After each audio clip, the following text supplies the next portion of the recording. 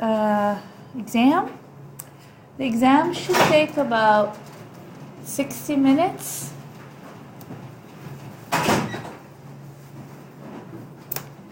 So what I usually did in the past is we do the exam first, the first hour, then you take a break, then we come back for the lecture. What I've noticed over the years is that students after the test, they don't want to hear me, they don't want to learn anything because they're super exhausted. So here's the question for you. Do you want to have a 50 minutes lecture after the exam, or would you rather have that 50 minutes lecture on Thursday evening like we did last time for the makeup? I see no's. Do you want to vote on that? You don't want to vote on that? Katie, why not? Well, that's my busy day, and I'm just exhausted, and last time I didn't retain anything, so I was tired. Okay. What are thoughts of other people? We can have it on a different day as Thursday. Do you mind getting that 50 minutes? I don't mind teaching because I'll be sitting and watching you guys taking the test. But I know I'm going to be gone. You'll be gone? On Thursday. On Thursday, you'll be gone. Any other comments or preference? Are you all willing to take the 50 minutes lecture right after the test? Okay, so I expect you to be alive and participating and happy. We have candy. I can bring chocolates. Okay, good. I just wanted to ask this and put it out there because I know it's kind of draining to take a test, so I thought I'll just ask.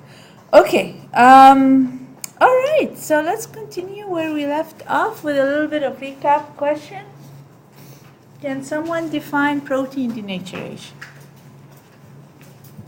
Unfolding the protein for its change from its native state. Say that again, the second part. The change of the protein from its native state. The change of the protein from a native state, and some of the change can be at what level? It can be at the tertiary structure level, it can be at the secondary structure, and if we have breakage of peptide bonds, that's also denaturation at the primary level. But in very simple term, it's the unfolding of the protein, especially when you have a globular protein. Okay, how does amino acid composition affect the protein thermal stability?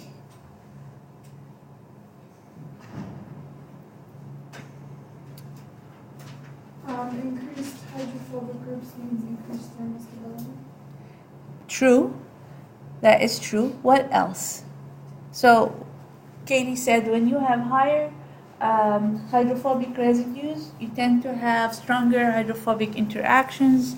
You have higher thermal stability. There are other factors. So, Becky? Amino acids that form disulfide bonds tend to contribute to stability. Very good. So also amino acid that have sulfhydryl groups that would tend to stabilize the tertiary structure with disulfide linkages, that will also increase thermal stability. That's very good. Others is the composition and sequence of amino acid that will lead to the formation of either alpha helix or beta sheet. So beta sheet is more thermally stable than alpha helix, for example, and the presence of secondary structure is a more orderly structure. Like if you have alpha helix or beta sheet, that means it's a more orderly structured protein. And heat will destabilize hydrogen bonding, so will destabilize a structured secondary structure.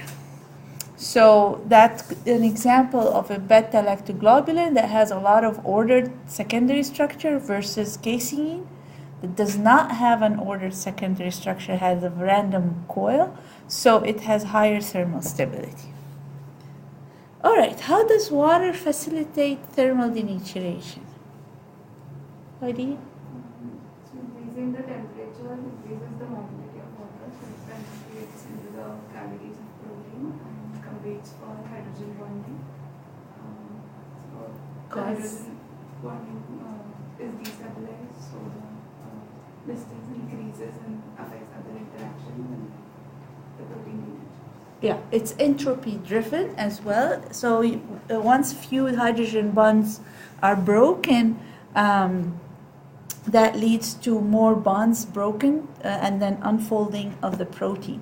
And that also we call it swelling within the protein structure due to the penetration of water inside of the moiety of the protein.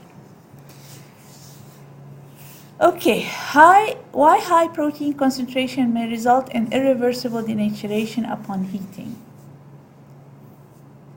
So that basically I'm asking you here the role of the protein concentration. Yeah? The proteins can interact with each other and form stronger bonds in ways that weren't part of its native structure. So it can like polymerize. Yes, polymerization. So when you have high protein concentration in solution, there's more chances to be in close proximity to each other. So if they're denatured with reactive groups are exposed, such as disulfide or sulfider groups, and hydrophobic residues are exposed, and the proteins are in close proximity where bonding can occur, and then bonding can take place, resulting in polymerization and irreversible, which leads to irreversible denaturation, especially if you have strong hydrophobic interaction as well as disulfide linkages that could occur. Okay, how about listing some denaturing agents? Okay, you see? Urea or SDS. Urea and SDS. That urea specifically breaks hydrogen bonding, and in itself it forms hydrogen bonding with the protein. SDS kind of denatures the protein and break all non-covalent linkages and and cause the unfolding of the protein. Jason, I saw your hand up. Okay, so denaturing agents also could be like changing in pH. So when I say denaturing agent, it could be temperature, it could be pH, it could be salt. It's not necessarily a solvent or a solute, an organic solute. SDS and urea and organic solvents and salt and pH and temperature. These are all denaturing agents. What are some common methods used to assess degree of denaturation? We will discuss this as part of the practice set today, the practice set 3. So we'll go over that later. What are the 3 states of water? So water in the presence of protein. What could happen? Types of water, yeah? Like the water that's directly on the interface of the monolayer. Yeah, directly bound water. Okay, that's one. Hydrodynamic, free-flowing water. And one more, the physically entrapped water. Okay. So what is the difference between water holding and water binding?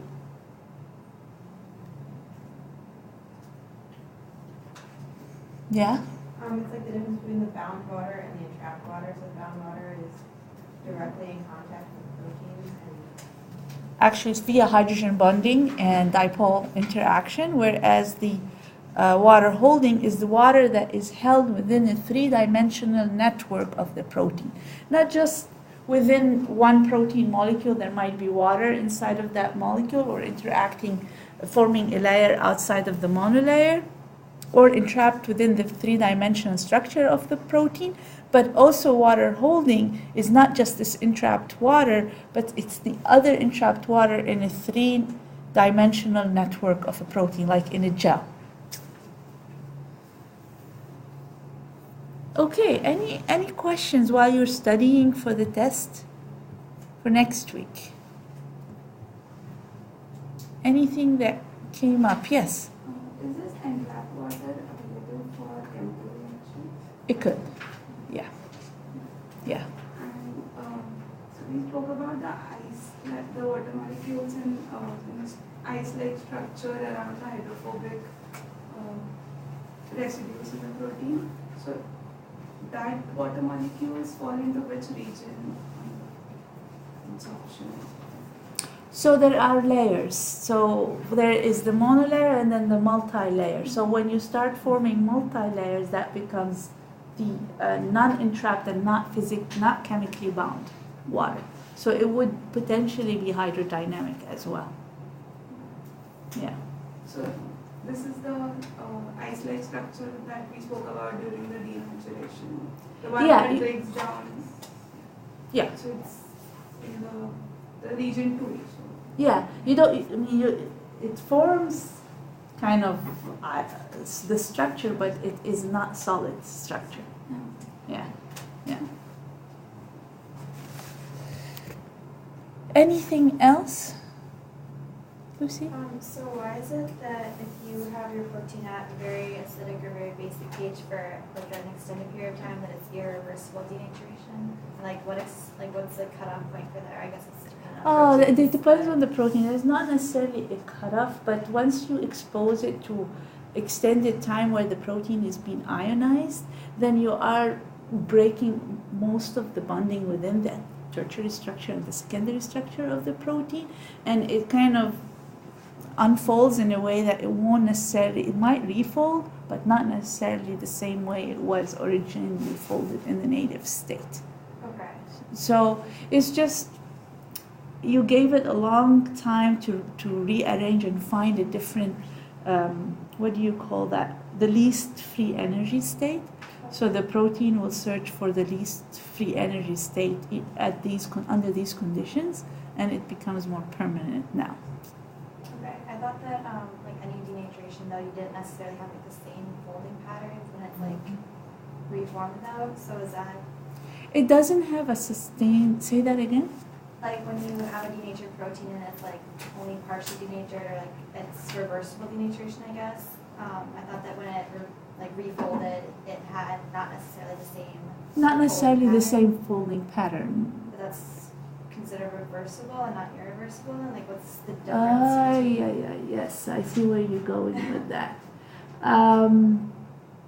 There is a tendency, if it's a short exposure, to retake the original formed state, and that's what called reversible. Okay. But when it is like for example, think about gelatin and collagen, right? So gelatin, once it's denatured, you heat it, and then it cools down, it forms another type, and gelatin is the denatured form of, collagen is the denatured form of gelatin. Okay. It does rearrange itself to the most stable form, but not necessarily the form that it was originally Okay. at. Yeah. Yeah, that makes sense. Okay. Anything else? Okay. All right, so moving on. Last time we talked about water holding, water binding, capacity or functionality. Now we're going to move on to solubility.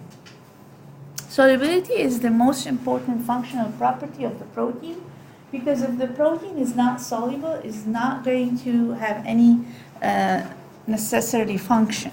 So if a protein is not soluble, it might not form a foam or emulsion or a gel, because you need proteins to interact with water in a foam, in an emulsion, in a gel. And if the protein is insoluble, it will tend to polymerize with each other and then fall out of solution and not form any matrix. So solubility influences other functionalities. Solubility can be used as an index of denaturation. As the protein denatures, it has more exposed hydrophobic residues on the surface, so they tend to form a protein-protein interaction rather than protein-water interaction. So when we measure solubility after a certain processing or heating, and then you witness a decrease in solubility that is an indirect indication of denaturation. Like any other functional properties, it's influenced by environmental conditions. So it's influenced by the ionic strength, it's influenced by the pH of the system, and it's obviously influenced by temperature. So if you have higher overall hydrophobicity of the protein, percentage of hydrophobic residues, that means the protein will have lower solubility. If you have higher net charge, then you will have more interaction with water. That means you will have higher solubility. So both surface hydrophobicity and surface hydrophilicity has a direct bearing on protein solubility. So if we look at the effect of salt, we talked about this before. I just want to introduce the idea of, when you hear me say ionic strength, is a little bit different than salt concentration. In ionic strength, this is the equation of ionic strength. It takes into account the concentration of the ions and the charge of the ions.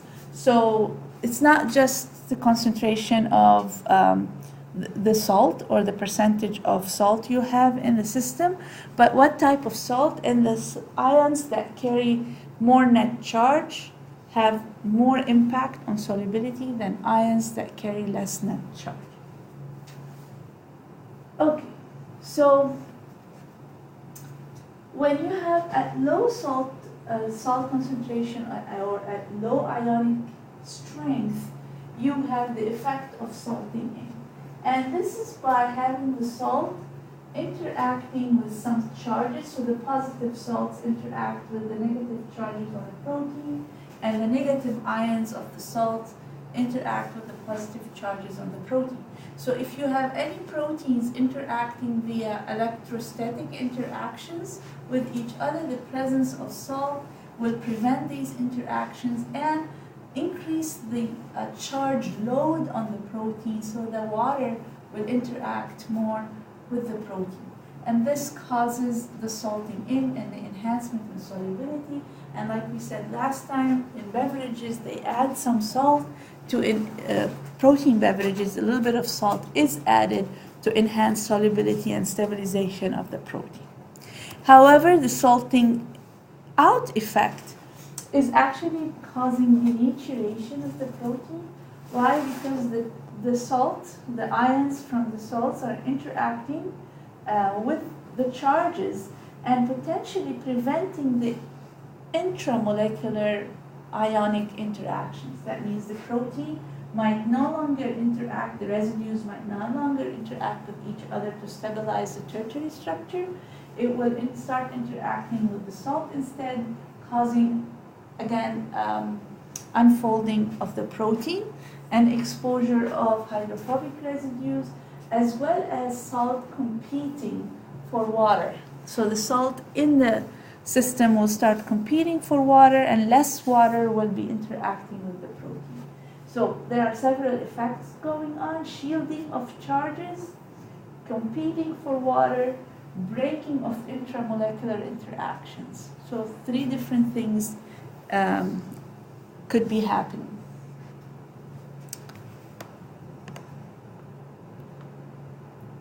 Okay. In the equation, what do C and Z represent? Charge. The charge of the... They're both charged? This is concentration of the ion, this is charge of the ion.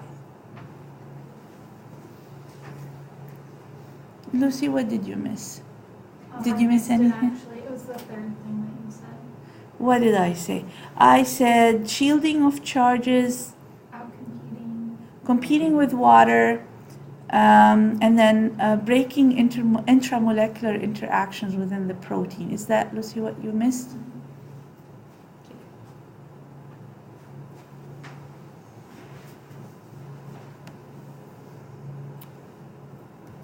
All right, so pH effect. So at the isoelectric point, basically you have net zero charge of the protein. when you have net zero charge of the protein, they are going to be attracted to each other via hydrophobic interaction. There is no more repulsion on the surface of the protein. So you have the lowest solubility here and aggregation due to interaction via hydrophobic forces on the surface of the protein. Now, when we have pH greater than the isoelectric point, is the protein carries net negative charge.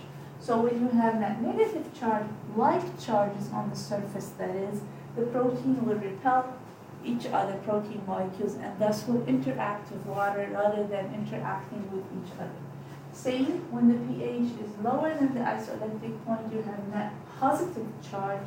Again, like charges on the surface, and again, it's the net charge. You still might have some negative charges depending on the different functional groups and the pH itself.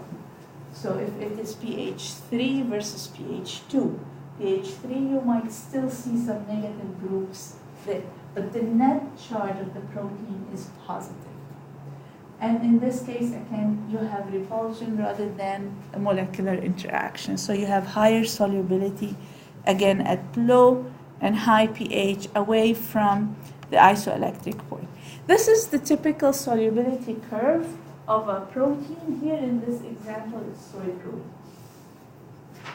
So around the isoelectric point of soy protein, around 4.5 to 5.5, you see a very low solubility. As the pH goes lower, you have higher solubility, and again at higher pH, you have higher solubility.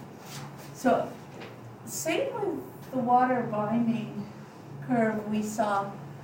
Here you have higher solubility at alkaline pH versus acidic pH. Do you remember the cause of that? What? More ionizable group, especially the OH group in tyrosine, and also sulfide groups can be ionized at high pH. So you have more ionizable net negative charges here versus low pH. So, but not all proteins behave the same, obviously. It has to do not only with the charge. What is the unit on the y-axis? Or the numbers? Solubility. The percent solubility. Oh, percentage. Something. Yeah, percentage of the total protein that remains in solution. Okay. Here, in this case, it is transmittance, which at 500 is related to turbidity, which also correlates with solubility. Okay, this comes from a different paper. They were looking at not amount of protein in solution, but looking at transmittance. But it is directly related to solubility. So in here we have soy protein. So soy protein versus whey protein. So here is an example that both surface hydrophobicity and net charge has a direct bearing on solubility. And this illustrates that. Because whey protein that is native, that means non-heated and not denatured, that is. The isoelectric point of whey protein is around the 4.5 region as well.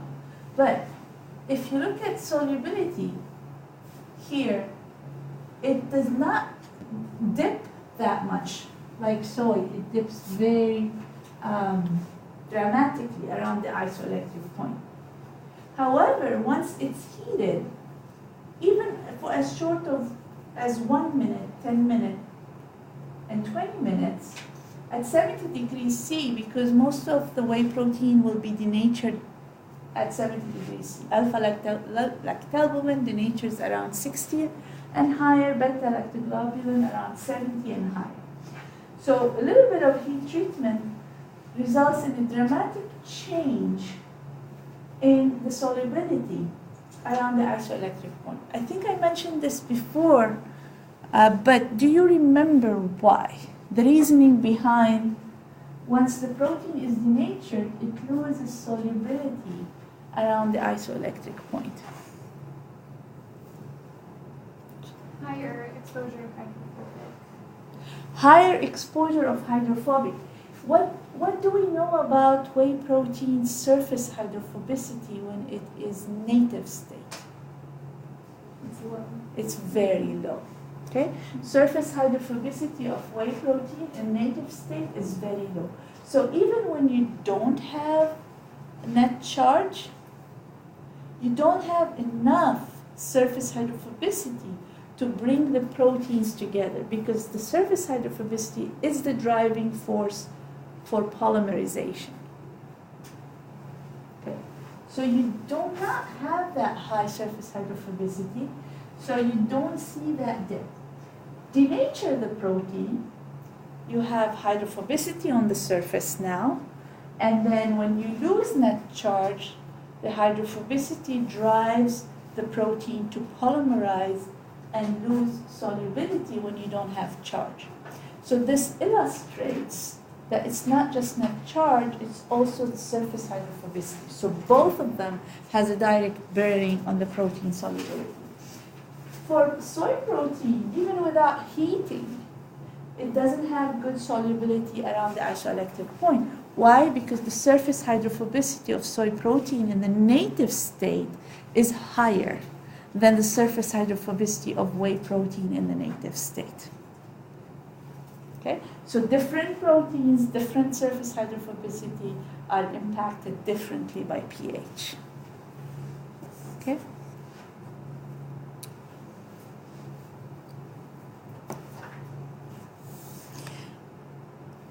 All right, and this is a work that we've done in the lab. Again, back to the example of glycating protein and how it impacts solubility at different pHs. So non-treated, non-thermally treated whey protein isolate and incubated whey protein isolate. When we don't heat, solubility is still very good around the isoelectric point. Here you still have 85 to 90% solubility. But when you heat it, look at the solubility. Almost all of the whey protein dropped out of solution. When we look at the protein that we glycated with the carbohydrate, what happened, we noticed that at the isoelectric point, it still behaved as a very soluble protein. So we changed the characteristics on the surface of the protein. And how did we determine that?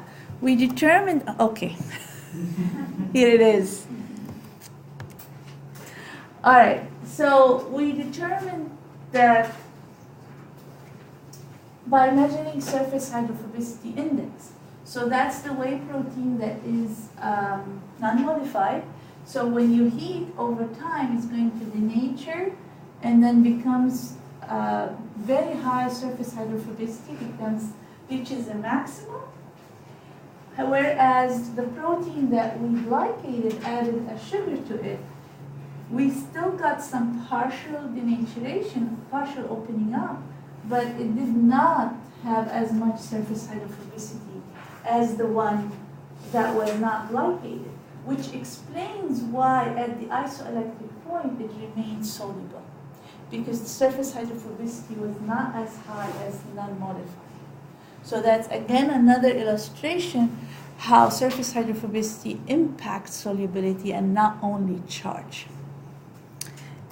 And also another explanation is that the isoelectric point shifted in the glycated.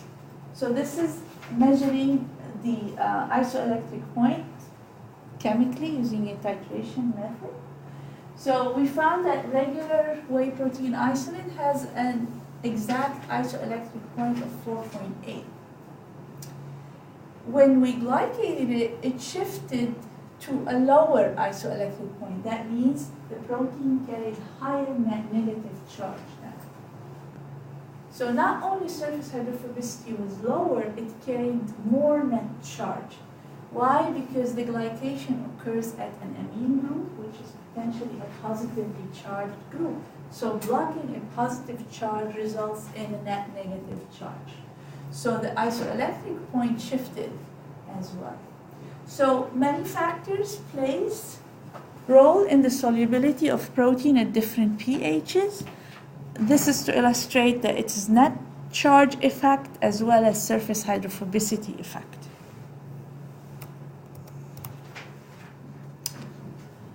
There is a combination effect of pH and salt.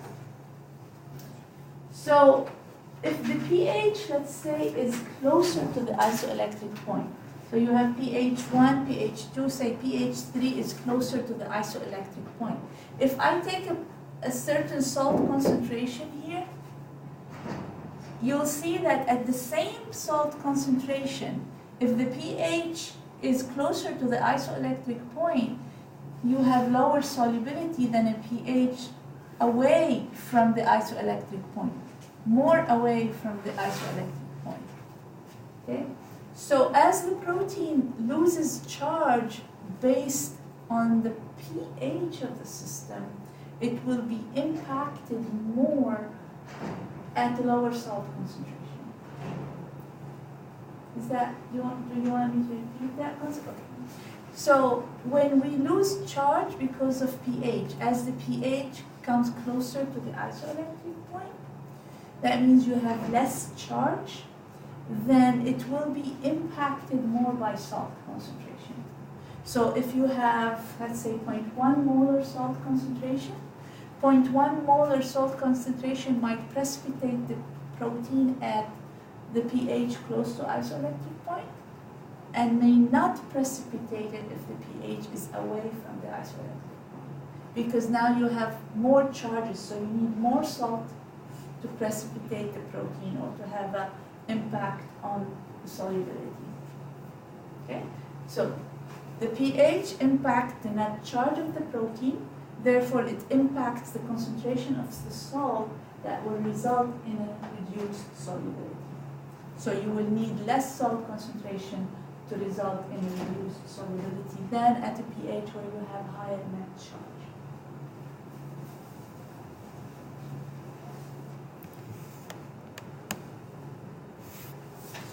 Okay, and that's basically what I'm saying here, that charge stabilizes the protein, that charges on the surface, makes it more soluble, improves water interactions, so you would need higher salt concentration to destabilize it. Okay. Effect of temperature on solubility. So as you increase temperature, on average, between 0 to 40 degrees, you're increasing thermodynamics, you're increasing interaction of water with the protein, you're enhancing solubility. However, when you increase beyond 40, you start seeing denaturation of the protein, and that would result to decrease in solubility. So temperature enhances solubility up to when the protein is denatured. Okay, but there is an exception here.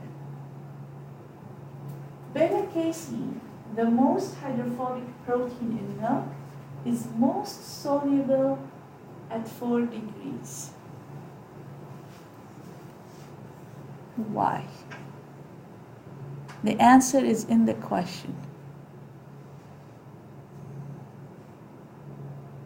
Hydrophobic interactions are stable at higher temperatures and cooling enhances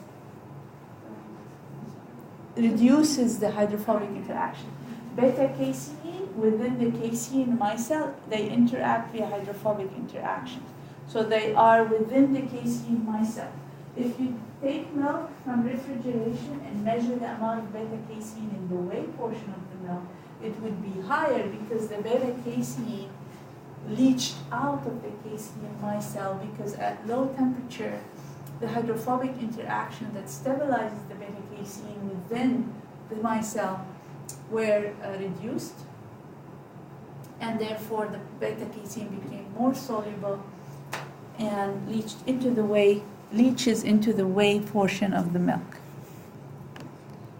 So there is always exception to the rule based on the protein composition. Okay, how do we measure solubility?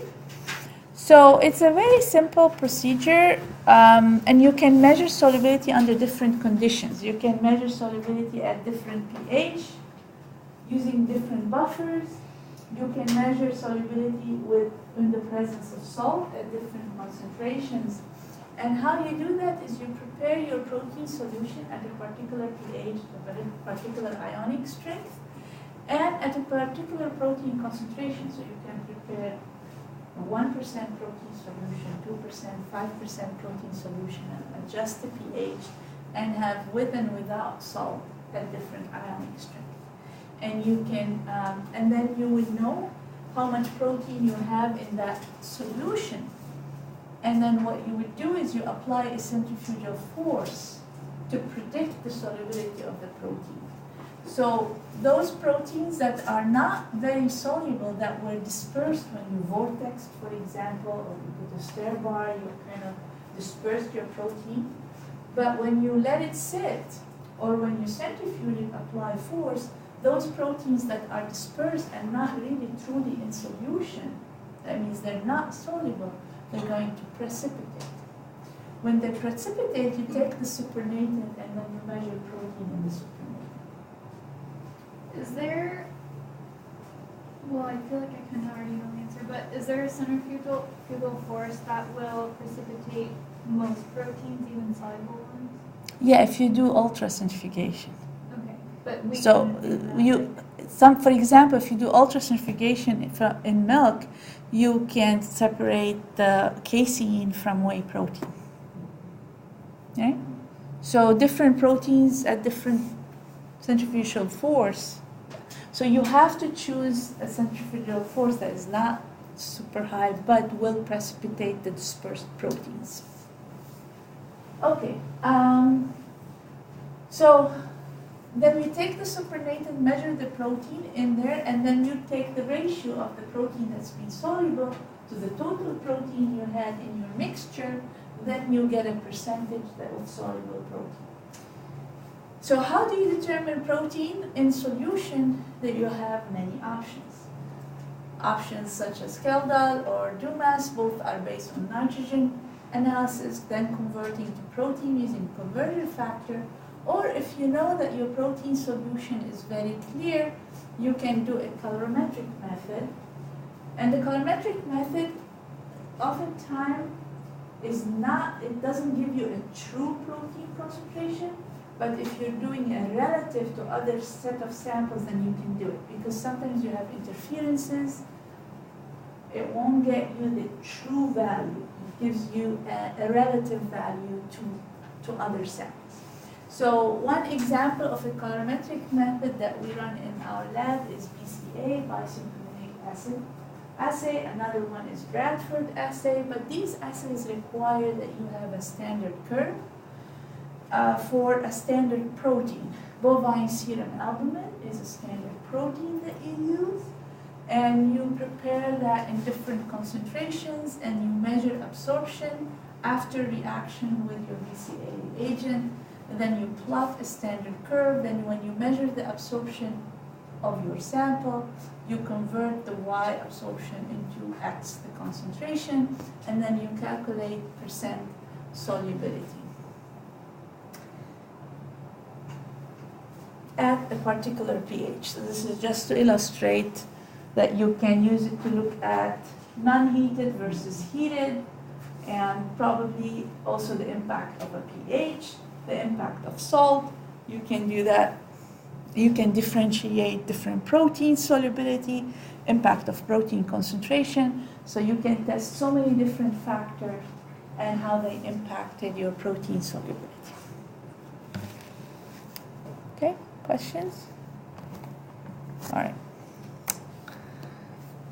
So moving on to gelation.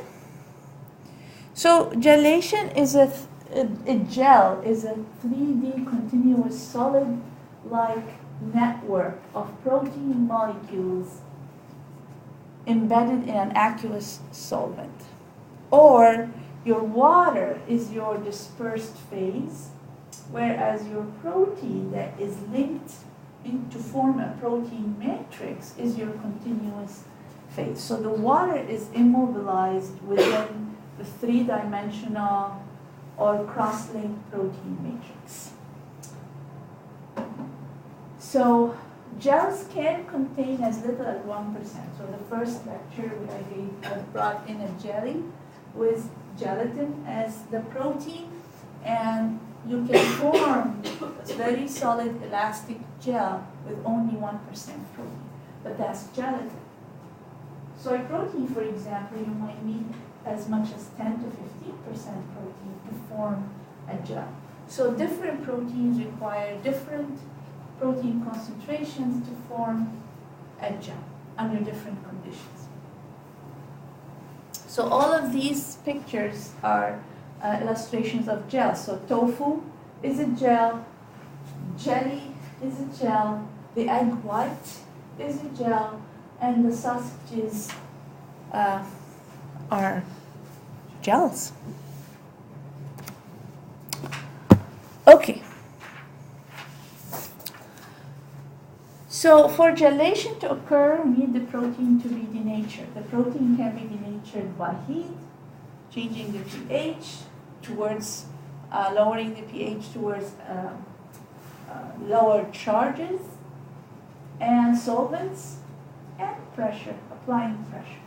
So you can force denaturation using different agents that will result in protein denaturation. Why protein denaturation is important? Because it allows for exposure of hydrophobic residues that will allow proteins to form aggregates. And then from starting to form aggregates, they start to form larger network. And in the process, they start forming cavities where the water is entrapped. Okay? So you still have some protein-water interaction going on, protein-protein interaction. So the gel network is a matrix that allows for protein-water-protein interaction. It's not just protein-protein interaction, because if it's only protein-protein interaction, you're forming an aggregate that will precipitate.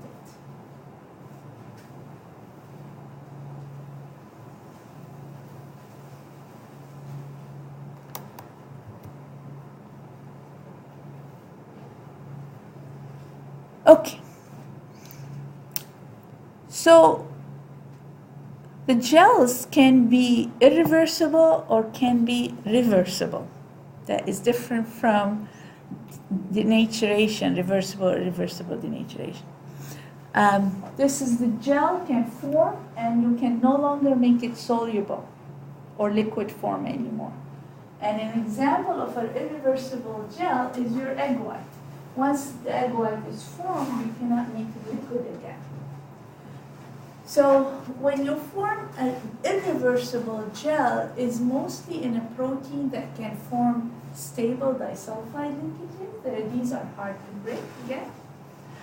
And when you have large proteins, greater than 60 kilodalton, and they have more than 30% hydrophobic amino acids, so large hydrophobicity, large percentage of hydrophobicity, such as egg whites. When we learn about egg proteins, egg white proteins, we know that they have high sulfhydryl groups, and they are large proteins, and they do have a high percentage of hydrophobic amino acids. So they are formed during heating, and then the gel is maintained during cooling. Thermally reversible, these are with proteins that have low percent hydrophobicity, such as the gel, the collagen protein from meat. If you see, they are fibular structure, so they are stabilized mostly by hydrogen bonding. And because they're stabilized mostly by hydrogen bonding, and they do have some hydrophobic interaction, but it's mostly hydrogen bonding. When you heat, the hydrogen bonding are going to be destabilized, and then you will have a kind of a liquid. But when you cool it, hydrogen bonding are going to form, but they will form randomly within the protein itself and with other proteins that have become denatured, which is gelatin is the denatured form of collagen, and they start interacting and entrapping water. Okay? So this is a three-dimensional network of a gelatin gel when you cool it. If you heat it again, you are breaking those hydrogen bonding and solubilizing the protein again. So that is a thermally reversible gel.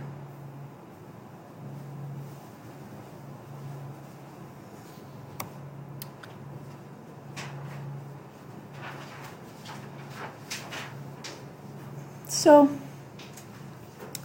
a gel is a balance really of attractive and repulsive forces.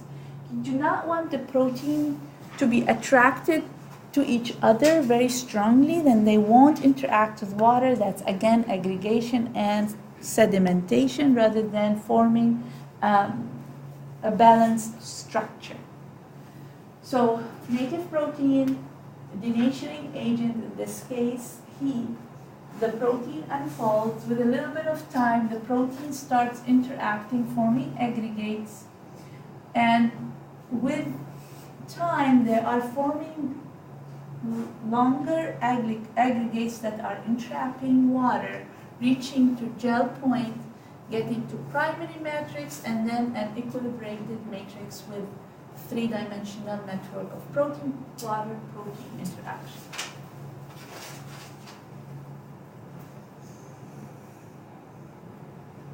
Okay, so there are factors that impact gelation.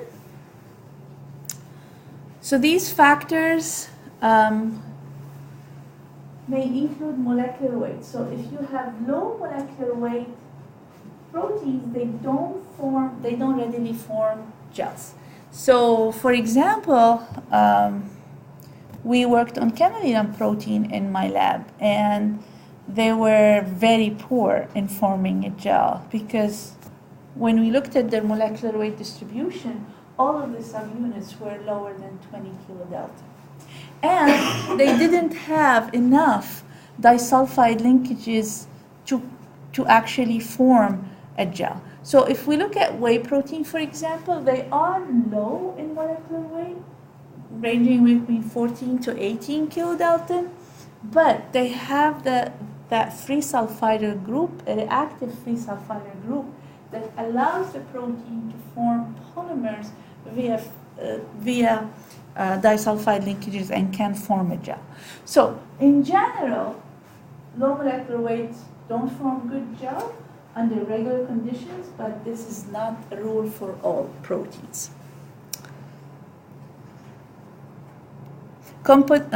So composition is, again, we talked about percentage of amino acids that are hydrophobic versus amino acids that have the free sulfide group, such as presence of cysteine. Surface charge is important. If the protein has very high surface charge, then we need to suppress that charge in order for the protein to interact with each other and form a gel. To suppress that charge, we need to bring the pH closer to the isoelectric point or add a little bit of salt to shield those charges. Because you don't want them to be, again, very high in surface charge, otherwise they will interact a lot with water and less with each other. Again, remember the gel is a balanced network between protein, and protein-water interaction. So you don't want it to be only protein, and you get aggregates and precipitation, and you don't want it to be so much driven towards protein-water interaction, then it would be, the gel will not form.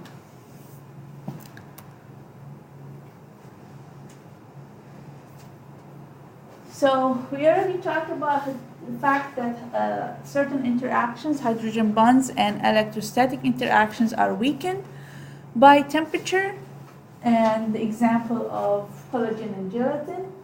And then hydrophobic interactions are increased as temperature increases, aiding in the formation of three-dimensional network, and formation of disulfide linkages is driven or catalyzed by higher temperature and higher pH.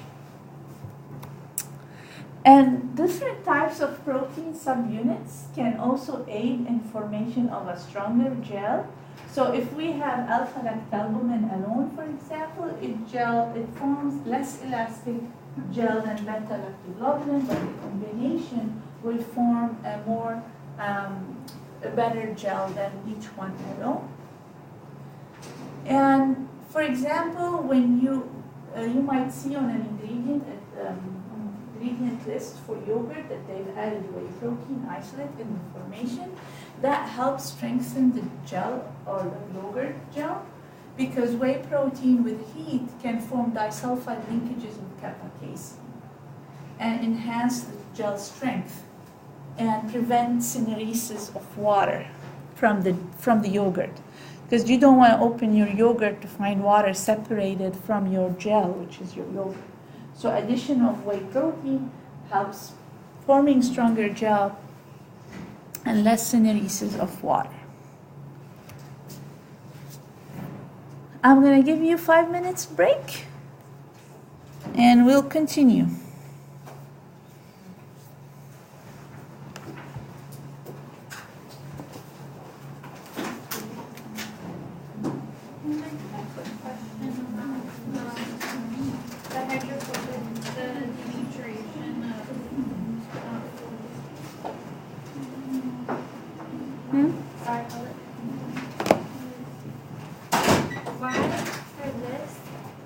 Would you ever have less hydrophobicity with more temperature? Oh, I feel we like talked about it. I know, before. I didn't hear So with more heating, here you have denatured the protein, and then with a little bit more heating, you have kind of made them come together and polymerize. And when you polymerize, they are polymerizing mostly via hydrophobic interaction. So there's the hydrophobic surface is reduced that you can detect by the method, by the probe, because they are attacking each other. It's not open for the probe to find to measure. So this is very typical for that here's indication of opening up, and this is polymerization. Okay. That's what I had thought, but I wanted to make sure to write it. Yeah.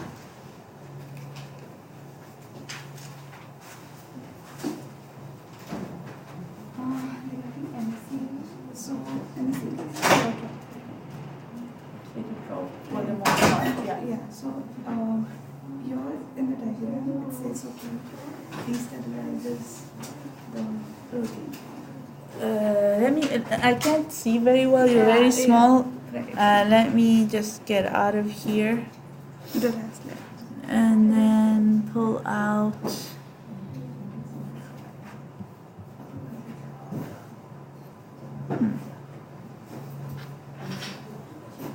Yeah, okay.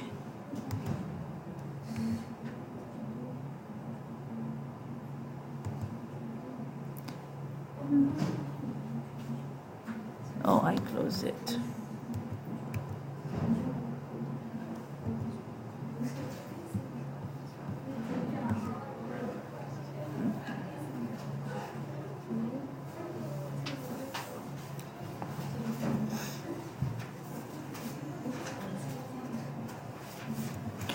It also has to do with the type of protein. Some different salts will have different.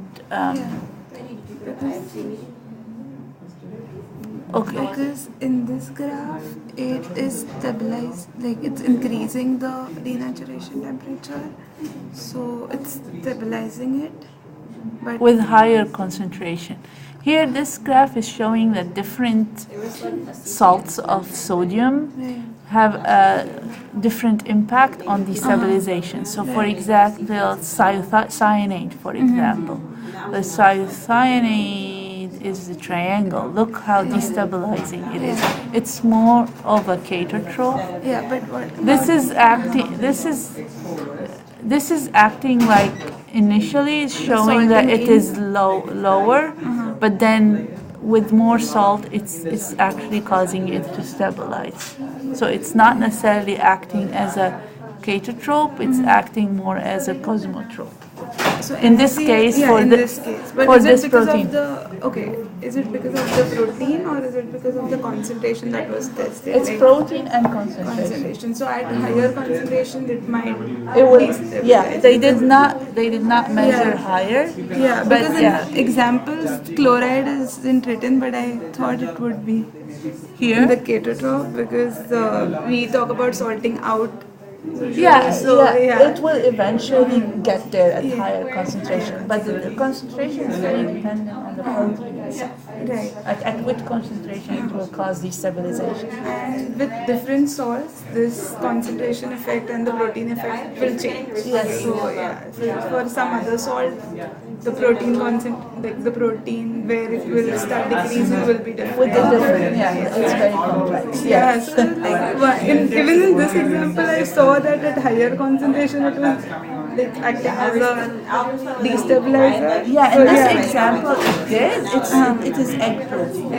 Yeah, so yeah, I saw a different effect. That is why I got confused. I think. Yeah, no, it's different. Yeah. Yeah. This is an experiment that you actually monitor the results from students. Okay. So, Yeah. you know, with different Yeah, you proteins. mentioned at Purdue or something. Yes. Yeah. Okay, thank you. I was reading this, and there were some phrases I didn't know. So this one says, the protein films, thin layer in the dome. Do you know what that means? This is just the venomous, Okay. Yeah. chapter. Oh wait, no, this one isn't venomous. This was the other reference. Yeah, I just want to read the context. I don't necessarily know all the terms So either. it's formation of films. Oh, Allie B. in the dope at the interface. Well, I would say polarity. She told us the Jonas Brothers were too old for her. Yeah. Then there are others. Edible slime protein. It's so like 2000. Great. I don't talk about them in lecture, right? Okay. Yeah. Yeah, this is also a very old chapter too. Okay. So I don't necessarily know all the biology terms. Biology terms. Okay. Watch the music video. Sorry. And then if you read it, just don't tell me, just don't tell me.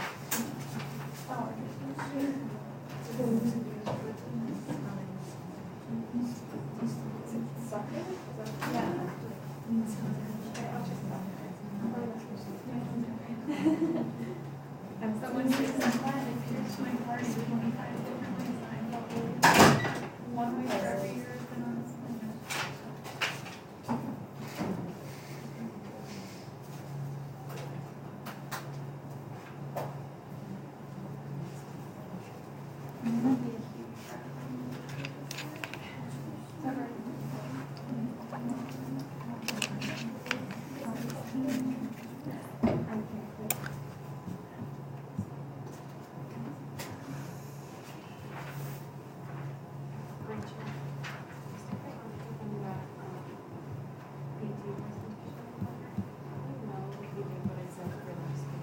Okay.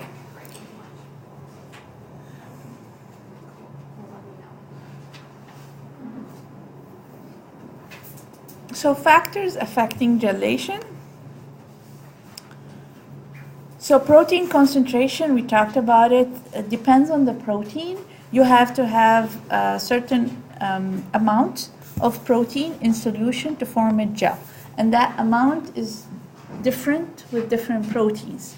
Some proteins readily form gel upon thermal denaturation or upon denaturation, while other proteins don't require higher protein concentration to form a gel. So protein concentration is a critical factor in the formation of a gel.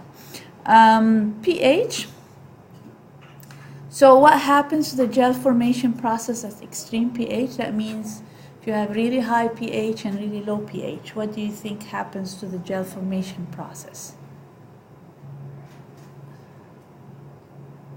Very high pH, very low pH. What do you have? What?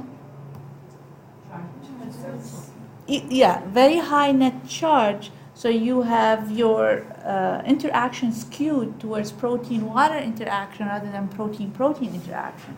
So you won't form a gel. So you need the protein-protein interaction as well. And salt concentration also has an impact. So here's an illustration of pH and ionic strength. So as pH approaches the pI, so here is a very high or low pH, right? So the protein is in solution. You don't have a lot of protein-protein interaction. If we bring the pH to a moderate pH, not too high, not too low, close to the isoelectric point, but not at the isoelectric point, you start getting protein-protein interaction as well as protein-water interaction, forming a really nice gel, elastic and transparent gel. As the pH gets closer to the isoelectric point, you get more protein-protein interaction, and that causes turbidity and opaqueness. So you get some protein-water interaction still, so you still get a gel, but it's an opaque gel. But if the protein is at the isoelectric point or very close to the isoelectric point, you form a turbid gel. But if it is at the isoelectric point, you don't form a gel, you form aggregates and they fall out of solution. Okay. Also the same thing happens. When you increase a little bit the isoelectric point, you enhance protein-protein interaction. Not the isoelectric point, sorry, ionic strength. Then you enhance protein-protein interactions, you enhance the gel formation. But again, too much of salt, again, causes more protein aggregation and less protein-water interactions. So for different proteins, you have to test the conditions and determine what's the best pH and what's the best ionic strength. It really varies based on the protein itself. It's not one condition that fits all.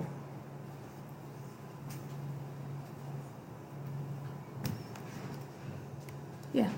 So if you have a gel that performs under a certain, like is really strong at a certain condition, you really would have to be able to test that within a different fluid matrix. Like you couldn't say like a gel that's formed. For that protein, you mean? Right. Yes.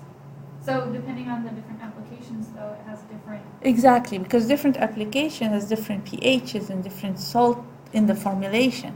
So you don't necessarily, that's why you can predict gelation properties, but it's always good to carry it forward with a specific application. Yeah. Calcium concentration, calcium ions, often in the formulation of tofu, for example, they add calcium to enhance the gelation, because calcium would enhance protein-protein interaction by forming protein-calcium protein bridges.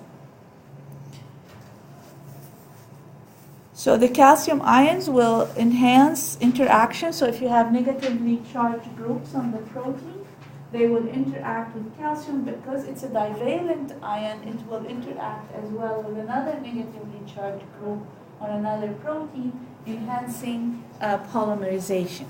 So calcium is added to enhance the gel strength of tofu. It's also added to enhance the gel strength of cheese, the cheese formation, enhancing the yield. That's why calcium is added to milk for formation of curds. It enhances the bridges or the protein-protein interactions. Okay. Heating temperature is very important because different proteins denature at different temperatures. So if you want to produce a gel using soy protein and you heat it at 70 degrees C, it's not going to denature it. So it won't necessarily form a gel unless you heat it at 70 degrees for an extended period of time, a really long period of time. Whereas 70 to 75 degrees is sufficient for whey protein to form a gel. So you have to select the temperature that will, for sure, cause denaturation of the protein for you to form a gel. Often in the lab, when we do gelation, we heat it at what, 90, 95? What was it? 95, to ensure that the proteins are denatured and they will eventually form a gel. Heating rate is really important, how fast the temperature rises, because you want the protein to denature, but you don't want it to polymerize very fast with each other. Then it's really going to form insoluble aggregates. So the heating should occur, that's why we heat on a in a water bath, rather than directly heating the solution on a hot plate, for example. If you bring your solution and directly heat it on a hot plate, you're actually going to cause the protein to form aggregates and precipitate. That's why the rate of the heating is very important. You want to allow the protein to denature first and allow it to slowly come together and form a network and entrap the water. You do not want it to denature and polymerize at a very high rate.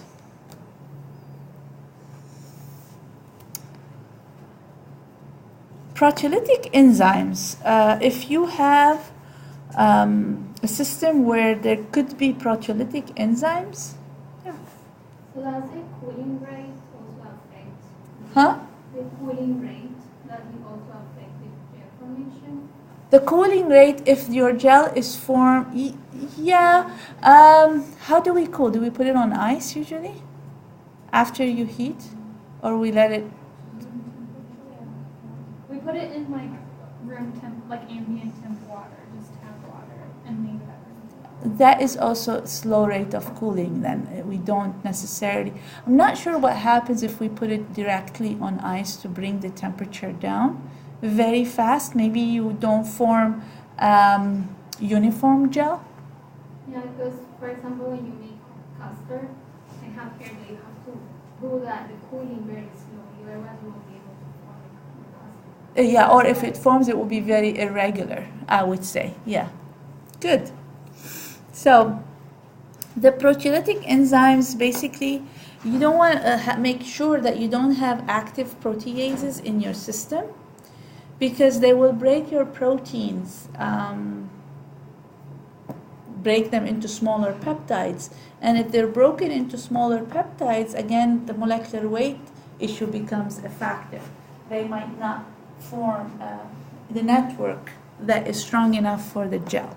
So, because they become more soluble, not necessarily interacting more with water, rather than interacting with each other and forming that long network that will entrap water. For instance, if you want to form a jelly and have pineapples in there, have you ever tried putting pineapples in your jelly? If you take fresh pineapple, what's going to happen? Would the gel form? No, it won't, because bromelain enzyme is there. So usually if you want to form your jelly with pineapple, get canned pineapple, because the canned pineapple has been processed, bromelain has been inactivated. Yeah. Polysaccharides and sugars, it really depends. If you have a sugar that is stabilizing sugar, it might inhibit the gel formation. If you have polysaccharides, that will actually help in retaining water and increasing the strength of gel. So it really depends on what type of carbohydrate you are adding to the system and the concentration you are adding it to.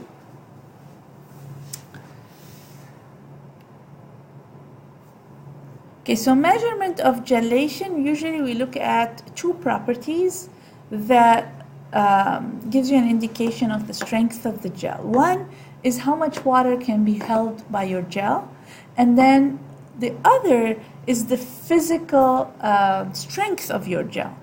So the first one is looking at water holding capacity, because it tells me how strong my network is that prevents syneresis or loss of water. So usually what we do to measure water holding capacity, you actually form a gel. So you prepare your protein solution with enough protein concentration that you know will form a gel when you heat it and cool it. And then you prepare it in a tube, you invert that tube, and then you determine the amount of water lost. And there is an equation that you would apply to determine the water holding capacity based on the amount of water that was lost. Obviously, the less water you lose, the higher is the water holding capacity. The stronger is your gel. The other thing we do with the gel is measure, forgot. This is an example of utilizing additional protein in a meat patty to prevent loss of water, and in this case also loss of lipid, oil. So here this patty has been formulated with an added whey protein isolate that helped with holding more water and emulsifying. So you had less water and fat loss. If you want to measure that in a lab, the amount of water held and oil emulsified, we did this actually in an experiment. I had a student that looked at formulating patties with different whey protein ingredients. So we had the milk, the meat, and then we measured fat and moisture in the meat.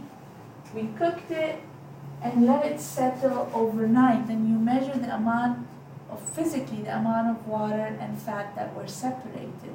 So we looked at this using different treatments and different combination of whey protein ingredients to look at the effect of having additional protein ingredient to enhance water holding and oil retention, in this case in a meat patty. Okay, so looking at the rheology of the gel by looking at its actual physical strength, looking at stress and strain at failure. So usually you use a texture analyzer where you have a probe that you press it on top of your gel until the gel breaks. And then you measure the force that resulted in breakage of your gel. You can also calculate moduluses, G prime and G double prime. Not going there. I don't like rheology, but there you go.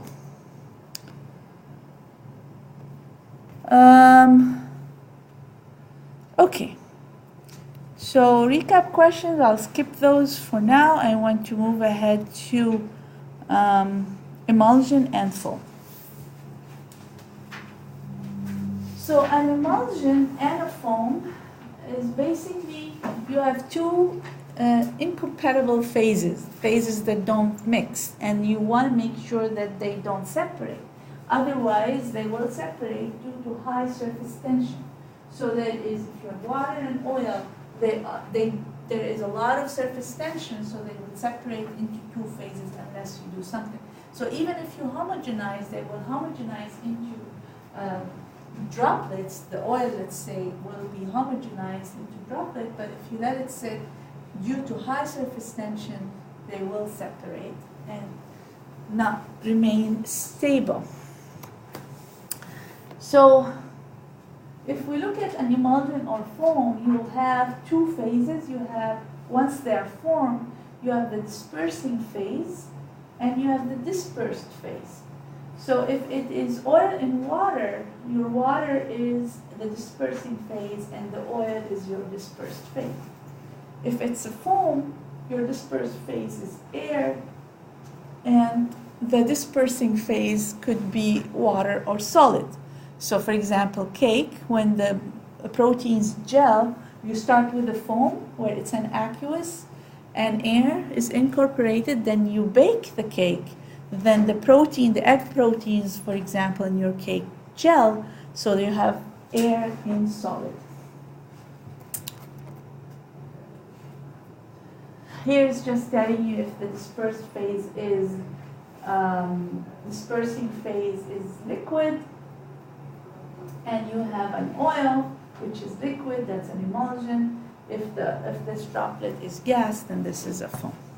So what happens here is you need a stabilizer to keep that system stable. and to reduce the surface tension so there is no separation. And in this case, if we use protein, the protein needs to unfold so that you have some sort of flexibility for the protein to orient itself in a way that it will expose hydrophobic groups to foam, to gas or oil, and the hydrophilic groups to the aqueous phase. So reorientation at the interface, basically what that happens is the mechanism of unfolding and reorienting the groups to the different phases.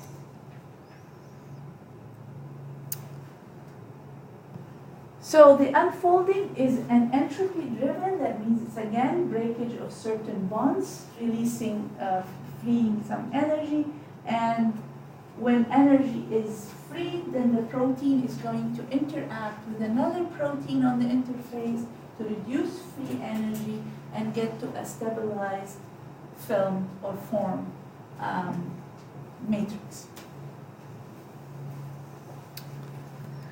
All right, so here's what happens when you form, for example, an emulsion where it's two immiscible, that means oil and water. You agitate, you're going to cause oil droplets to be dispersed. So oil and water, or water and oil, that means, like, for example, water in this case is water and oil. But then with time, because of the high surface tension, there's nothing to reduce the surface tension, then it will be phase separation again. If I have a stabilizer, in this case a protein, the protein will go to the interface and then start forming a film, a thin film. It's kind of like a gel, a very thin gel around the droplet, and orienting polar to the water, hydrophobic groups to the oil, and then interacting, each protein is interacting with the other, in a similar way as a gel, forming that film around the oil that will stabilize it, reducing surface tension and stabilizing it within the emulsion.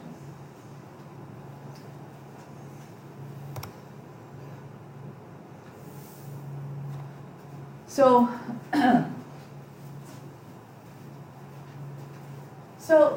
the area, the interfacial area increases upon homogenization, so you have more surface area rather than just that surface area here. So you will have droplets and your surface area increases. So this is the surface area and this is the work for homogenization. And then the more surface tension you have, the more work you need to homogenize. So to stabilize, you can use protein, like in this case here, or you have other stabilizing agents for emulsions, such as lecithin, which is a phospholipid. There's the structure of a lecithin, 2 fatty acid, your glycerol, and a phosphate group. So that's your lecithin, is a great emulsifier. Also mono and diacylglycerol, or these are also emulsifiers, small molecular weight emulsifier that have partial polar, non-polar groups that will allow stabilization of emulsions.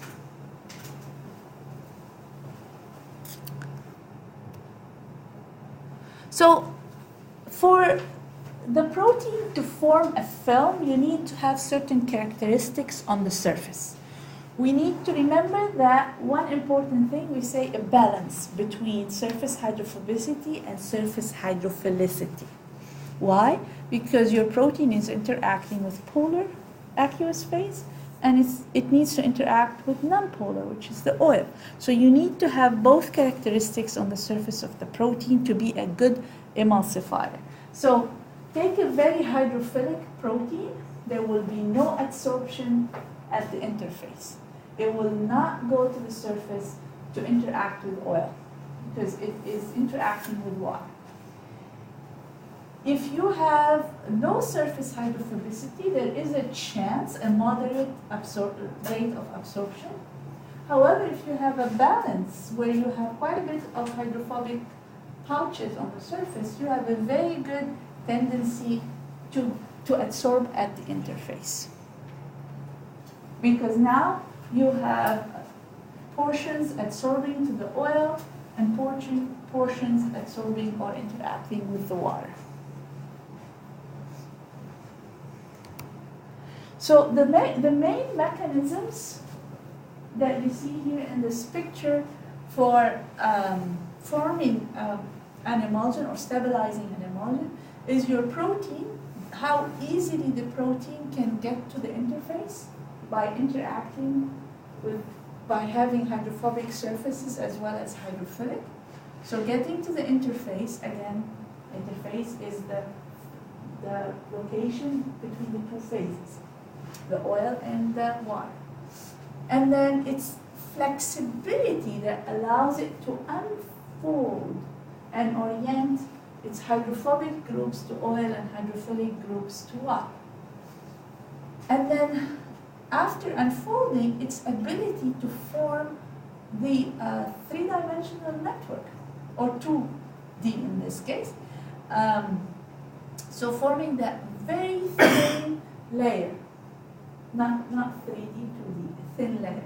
But it's basically, you have protein-protein interaction that you will form a thin layer around your oil, separating the oil itself from the water to reduce the surface tension. So there is no direct contact of oil and water. The moderator is your protein. It's kind of in between, forming that thin film around your droplets.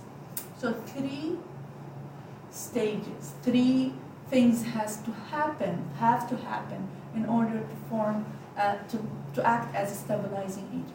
Reaching the interface and interacting with the interface, adsorbing at the interface, unfolding to orient functional groups, and then forming the film around your oil droplet. Okay. So many factors impact emulsification or emulsifying properties. We talked about intrinsic factors. So do we have a balanced surface hydrophobicity to hydrophilicity? Flexibility, ability of the protein to unfold. So if you have a compact protein stabilized by disulfide linkages, they're not really flexible.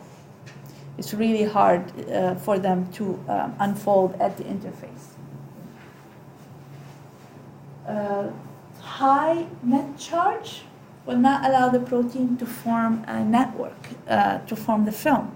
So you don't want to have really high charge. At the same time, you don't want to have zero charge, because then the protein will aggregate and precipitate rather than interact with the aqueous phase. So again, the balance. Always think of the balance.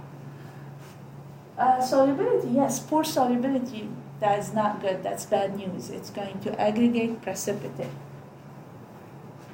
Primary structure as well as conformation. Again, primary structure, how much hydrophobic groups, the charged groups, hydrophilic groups do you have? Their location. Do you have them scattered randomly, or do you have them so that you have a group of them, you have a good pouch where you have several amino acids that are hydrophobic forming a region, a hydrophobic region and a hydrophilic region. So where you have an amphiphilic structure. Amphiphilic structure is really important. Caseins have amphiphilic structure where they have a segregated regions where hydrophobic region, hydrophilic region, and can be oriented towards the phases in an easier manner. That's why we call caseins natural emulsifiers, because they are very amphiphilic.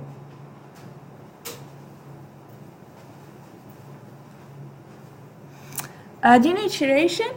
For casein, the structure is really easy. You don't necessarily have to denature the protein for it to have a very characteristic ability to form.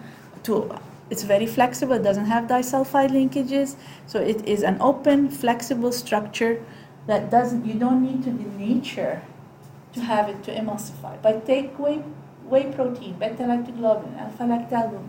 They're globular, compact protein. Can they emulsify? Yeah, potentially, if the disulfide linkages is reduced and if the protein is denatured.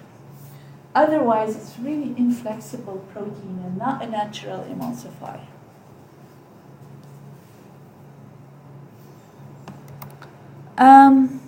However, there's nothing perfect in life. Flexible random structure proteins, they easily form at the interface, but because they're open structure, we talked about this a little bit last time, they form thin layers. However, compact proteins that are mostly globular, small and globular, many of them can attach at the interface, forming a thick adsorbed layer. So this helps with stability.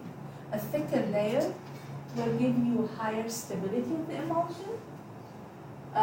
More proteins at the interface mean two droplets will have more repulsion because you have more protein, more charges on the surface, so they will repel each other and prevent coalescence. Coalescence, two droplets coming together and forming a larger droplet and eventually cleaning up. So a combination is what you want. You want flexibility, at the same time you want some sort of thickness at the interface as well for stability. It's not always you either want a protein that easily forms at the interface, but you also want some form of a stable emulsion, especially if your system is going to be thermally treated, there is pH changes that might impact the stability of your emulsion. So speaking of pH and temperature and salt, these all impact your emulsion formation and the stability. So temperature helps if a protein needs to be denatured in order for it to form. Too high of a temperature can cause aggregation.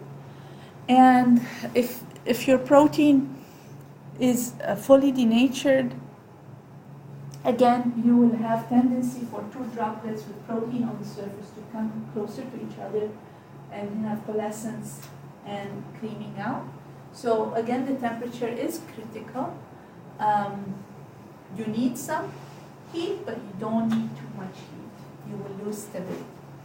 pH, again, you don't want extreme pHs because then the proteins will not interact, form a film. And salt, also too much salt will cause aggregation.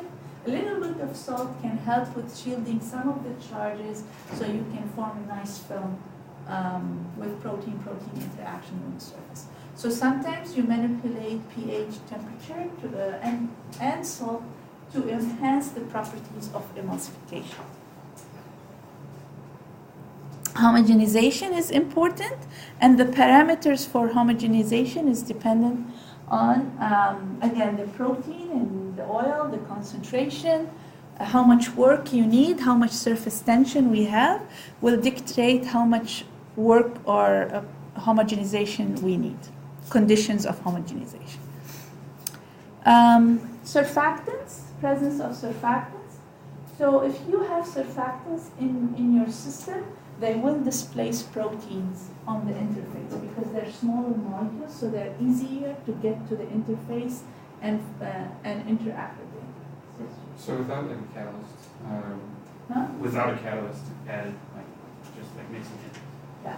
would an emulsion happen over time? No, there's no way that oil and water will be miscible.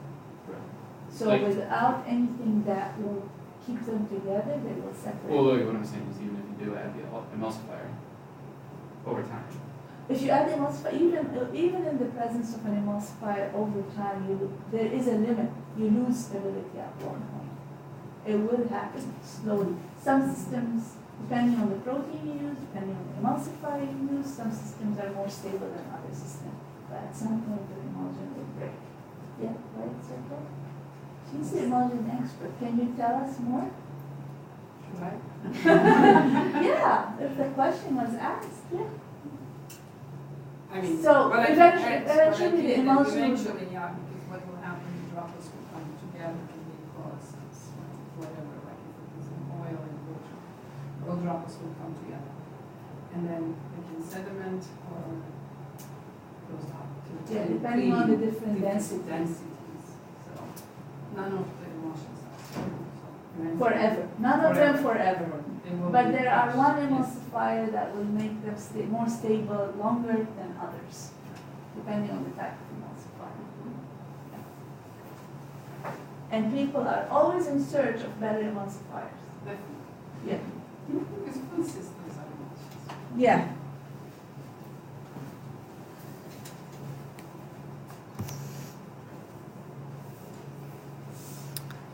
Okay, so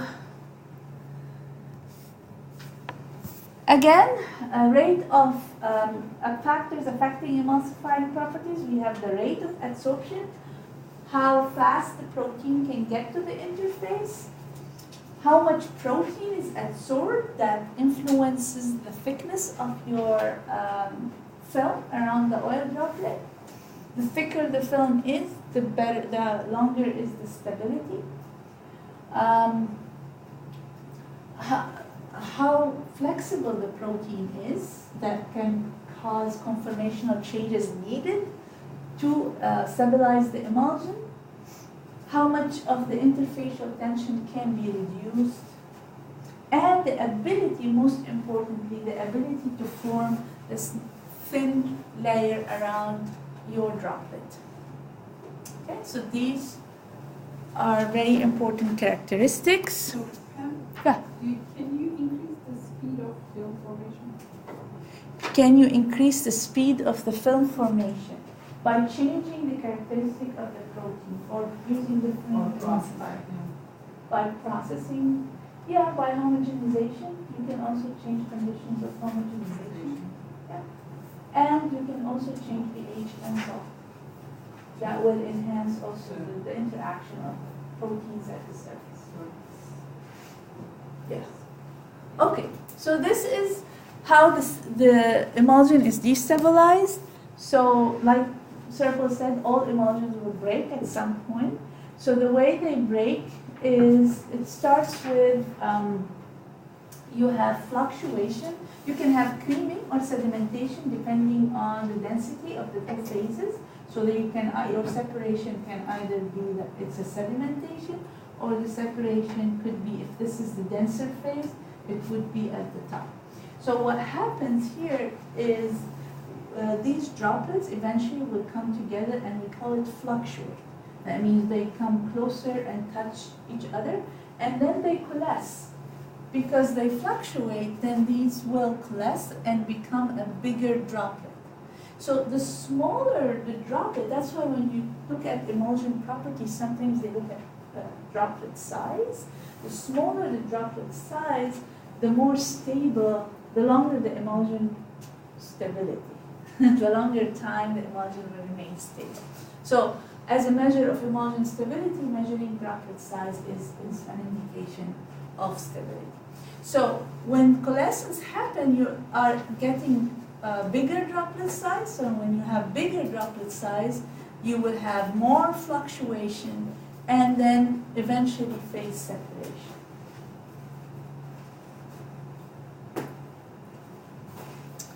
And other factors than droplet size, so when you homogenize and you are able to achieve small droplet size, it's not only droplet size that will enhance stability, it definitely enhances stability, but also how much density difference do we have? This is impacting, it will impact also surface tension as well as viscosity of the continuous phase.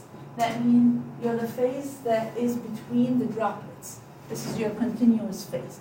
If that phase is viscous, the chances of fluctuation will be less because there's act as a physical barrier, basically, hindering these droplets from coming together. So viscosity of the continuous phase is important. So, so there are factors, electrostatic charge and static hindrance of the protein on the surface So the charge on the surface that is oriented to the water, here's a charge, they repel each other. Hindrance, bulky groups repelling each other, preventing coalescence, preventing fluctuation. This will decrease the rate of creaming. So this is the equation of rate of creaming. So the rate of creaming is directly proportional to the radius of the droplet. So that means the larger the droplet, the greater the rate of the creaming. G is centrifugal force. So if you apply centrifugal force, you get creaming. Difference of intensity, the higher the difference in density, you have higher rate of creaming. And the viscosity is inversely proportional. The higher the viscosity, the lower rate of creaming. So large proteins with high gelling ability form strong viscoelastic protecting film. Dissolved proteins in the dispersing phase increase the viscosity, helping further with the stabilization of the image. Are emulsions irreversible, or can you? Oh, well, you can apply centrifugal force and separate the phases. Yeah. Sometimes actually Chelsea is trying to do that in the lab, form the emulsion and then separate. So centrifugal force, a little bit of salt. Salt can break emulsions to high concentration. Yeah. Yeah. They're not irreversible. Eventually you will get separation over time. Even if you have a strong emulsifier, over time you will get separation. You would hope that emulsions are irreversible. Okay, so how do we measure emulsification properties? Usually we measure two properties. Emulsification capacity, which is defined as the amount of oil emulsified by a constant amount of protein. And usually amount of oil per 1 gram of protein, that's the unit. So the way it's done is we have kind of a titration. So we have in our burette, we have oil, and then on the receiving end we have a protein solution at a specific protein concentration. And you titrate the oil at a very constant and slow rate, and you have a sort of a homogenizer that mixes the oil as you titrate it in, and then gradually an emulsion is formed. And it's a beautiful emulsion because we add a red colorant, so it turns out pink. So this is a very nice emulsion where we have mixed the oil with the protein solution, and we obtained a nice emulsion. But we continue to titrate to see how long we can maintain a good, nice emulsion. At one point, and 1 drop of oil would cause the emulsion to break. That means I had enough of oil, don't give me any more. You hear that the homogenizer will change sound because the texture changed, and you see that it completely broke. It's no longer, you have oil separated, sedimentation, all a mess. So at this point, you look at how much oil was dispensed, and you convert volume to mass, or you actually directly weigh your beaker before and after, and you can determine how much oil you were able to titrate with a known amount of protein. Emulsion stability, like I said, you can measure particle size or the oil droplet size, or you can also measure stability over time. You can prepare the emulsion and just wait until it breaks, which takes a long time. You don't want to do that. You accelerate it sometimes under higher temperature storage, and then you see what happens when it breaks. Other thing you can do is you do a procedure that we do in the lab where we force it to break sooner. And this, we prepare our samples, protein and oil, we homogenize, we add an SDS solution, and then we measure absorption and difference in turbidity which we measure at 500 degrees. Difference in turbidity at absorption at time 0 versus 15 minutes. And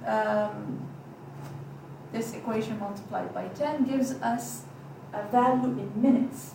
So it's not the actual stability of your emulsion, it is the relative stability. So if you're looking at different proteins, different concentration, different conditions, modification, this gives you a relative comparison between your different conditions and different proteins.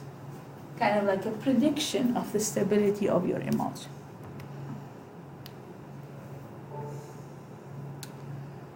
Okay, foam. Again, it's a surface activity functionality.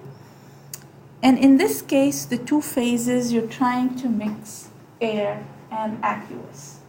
And then aqueous can become solid if you are baking it, for example, making a cake. It's a foam. So usually your continuous phase is either a liquid or a solid, and the air is the droplets in this case are droplets of air.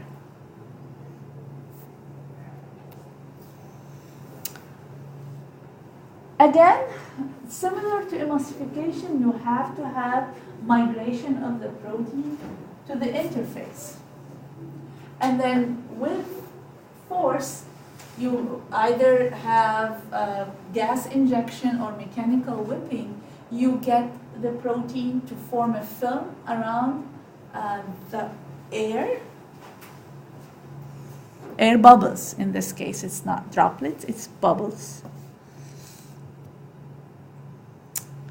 And then forming your foams.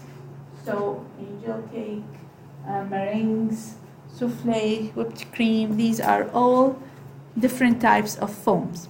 Now, so foam stability, you have different forces that can counter each other.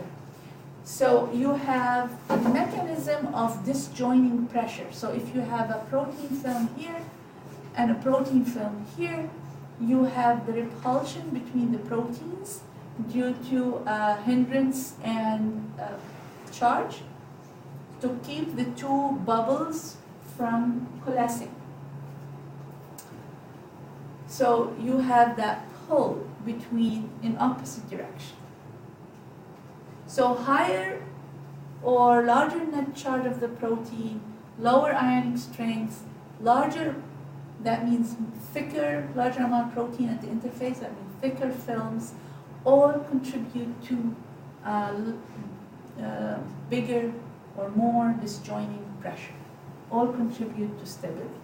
Now, on the other hand, you have what we call the thinning out of the liquid film.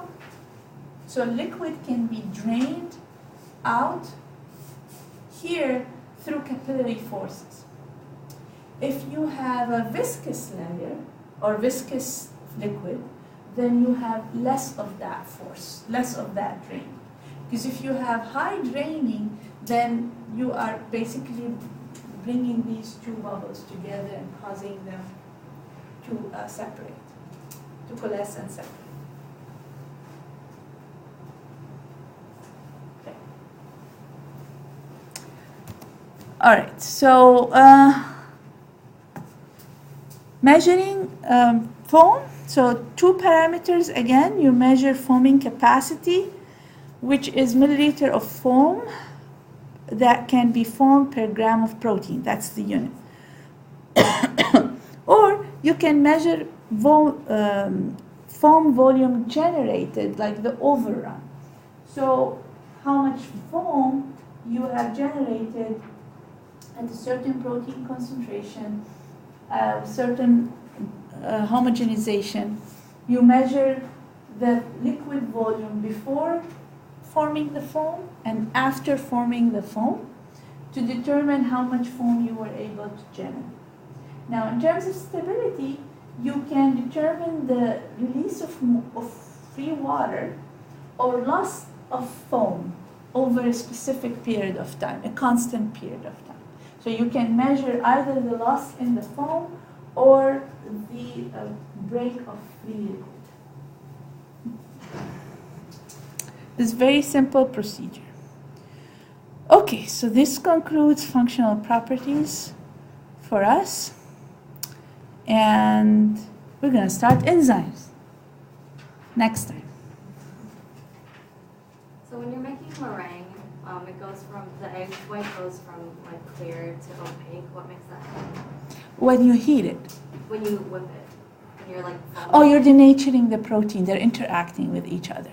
So that, is that what makes the color turn white? White. It turns You know, white? Yeah, so the. I never prepared meringue, but Oh. so you put, So yeah, just whenever you're making like foaming with egg whites. yeah, The egg is initially clear. yeah. You're whipping it, and then it turns opaque. It turns opaque due to denaturation. Take the egg white as well and heat it, it will turn opaque because it's forming a gel, basically, and that's projecting that color, the white color. But that's due to denaturation of the protein. Yeah. But I think it's also the air holding inside. Because you're holding the air, right, in the system, so that will create a resistance. With the Okay. light. That will also With the light reflection. contribute.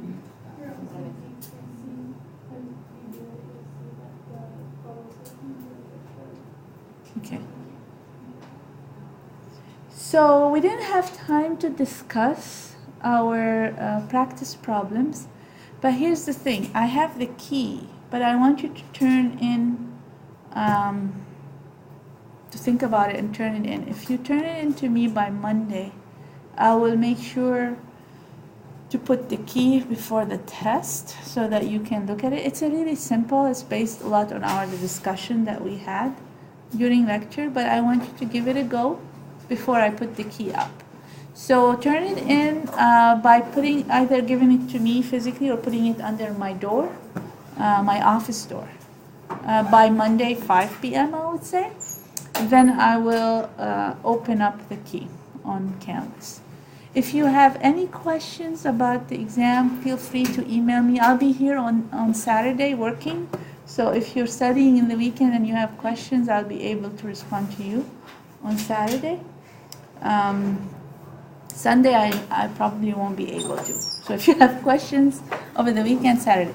I encourage you to review the exam from last time I offered the class. It won't be the same questions, but if you studied and tried to solve the exam, you will be able to solve the exam as well. That will be on Wednesday. So we'll go all the way to emulsions? All the way to this lecture, at the end of this lecture, yeah. So, good. No questions? I'll see you next week.